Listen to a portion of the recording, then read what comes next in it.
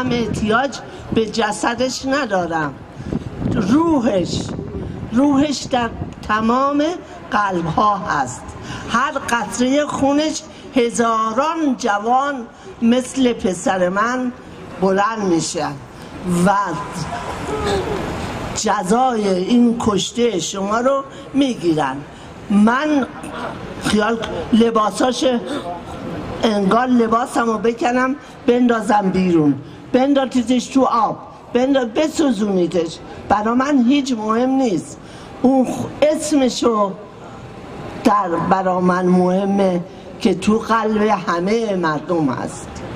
دیگه وقتی اینجور من گفتم پول تیر از ما نگرفتن، ولی بقیه رو همه رو پول تیر گرفتن ازشون که میخواستن جسد رو بدن.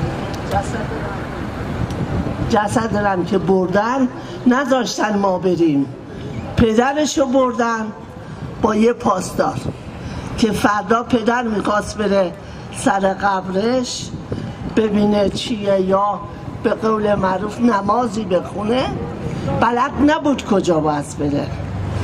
رفته بود پلوی آقای دیگه که بچه اونم کشته بودن، با او برده بود نشونش داده بود قبرشو. درود بر تو مادر. درود سپاس مادر. درود بر مادر.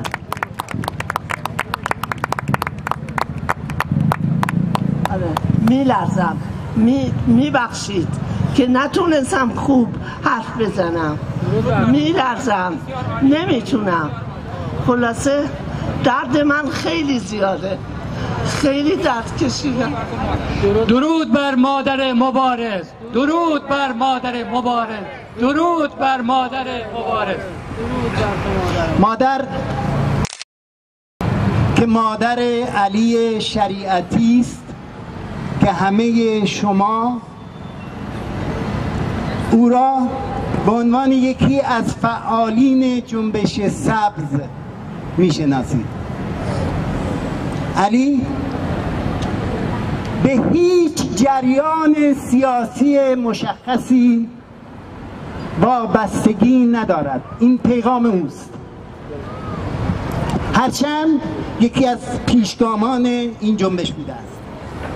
به هیچ جریان سیاسی خاصی، او یک زندانی سیاسی است و ترجیح میدهد به نام یک زندانی سیاسی بدون آنکه مارک هر جریانی روی او باشد، یک زندانی سیاسی عقیدتی در زندان جمهوری اسلامی است. به جرم شرکت در این جنبش 1 سال و نیم محکوم شد. 1 سالش را گذران و آنگاه بخشش خورد.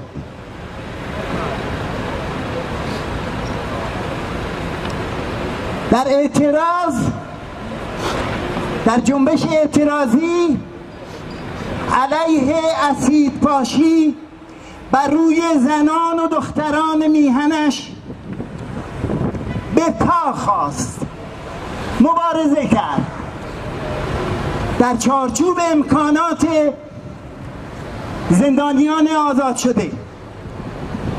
اتهامشان است که تظاهرات مقابل مجلس را در اعتراض به اسید پاشی به دختران و زنان ایرانی سازمان داده است. دروغ است. او نیز یکی از شرکت کنندگان در این تظاهرات بوده است و این را پذیرفته است. 7 سال و نیم به جرم برهم زدن تبانی برای تجمع و تبانی برای برهم زدن امنیت ملی محکوم شده است توسط قاضی صلواتی. به اضافه در یک سیکل تلگرام مثل وایبر 10-15 تا جوان با هم مکالمه می‌کردند، صحبت می‌کردند. یکی از این جوانان نوشته است ولی حصر نه ولی عصر، به جای او به جرم آنکه در رابطه با این نوشته اعتراض نکرده است 1.5 سال به جرم توهین به رهبری به اضافه محکوم شده است. او در اعتراض با آنکه یکی از اعضای ستاد همین روحانی رئیس جمهوری ولایت فقیه بوده است، نه این آقای روحانی که اینجاست، برای آنکه از روحانی خواسته است کو وعده هایی که در رابطه با حقوق بشر داده بودیم. 1 سال و 20 ماه به جرم توهین به ریاست جمهوری، همه اینها با هم 12 سال و 9 ماه علی زندانی گرفته است. 4 روز پیش 10 روز پیش ببخشید 29 سالگیش را در زندان جشن گرفته است. تا کنون 2 اعتصاب قضا کرده است، بسیار کتک خورده است، نیازمند پذیرایی پزشکی است، مراقبت پزشکی است و من خلاصه می کنم برای شما و تمام می کنم با یادآوری 2 انسان ارزشمند، سیاوش و مرسده. سیاوش و مرسده برای اولین بار تصویرشون رو اینجا منتشر میکنیم، چون تا کنون این اجازه رو به دلایل مختلف نداشتیم. مرسده سیرفی و سیاوش هر دو از اعضای تحریریه نشریه کار در سال 1364 ربوده شدند و آنها را در زندان فقط دیدند. این 2 یار و رفیق فدایی از آن زمان مفقود شدند و هیچ خبری از آنها نیست. همه این خانواده ها دادخواهانند و ما نیز دادخواهان همه عزیزانمان هستیم. متشکرم. مرسی. اتحاد، مبارزه، پیروزی. اتحاد، مبارزه، پیروزی. اتحاد، مبارزه، پیروزی. اتحاد، مبارزه، پیروزی. دیکتاتور سرنگون، سرنگون. دیکتاتور سرنگون، سرنگون. دیکتاتور سرنگون، سرنگون. دیکتاتور سرنگون، سرنگون. استبداد سرنگون، سرنگون. استبداد سرنگون، سرنگون. Droit de travail en Iran, oui, oui. Droit de travail en Iran, oui, oui. Droit de travail en Iran, oui, oui.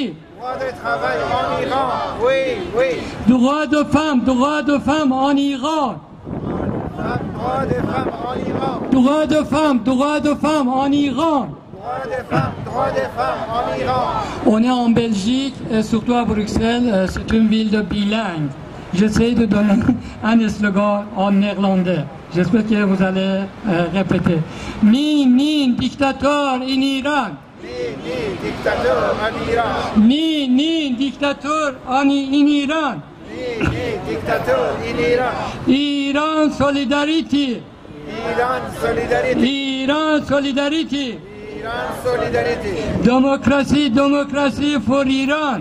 Démocratie, démocratie pour Iran. Democratie for Iran. Démocratie pour Iran. Maintenant, j'invite Madame Sarah Goffin de l'Amnesty International de vous adresser quelques discours. S'il vous plaît.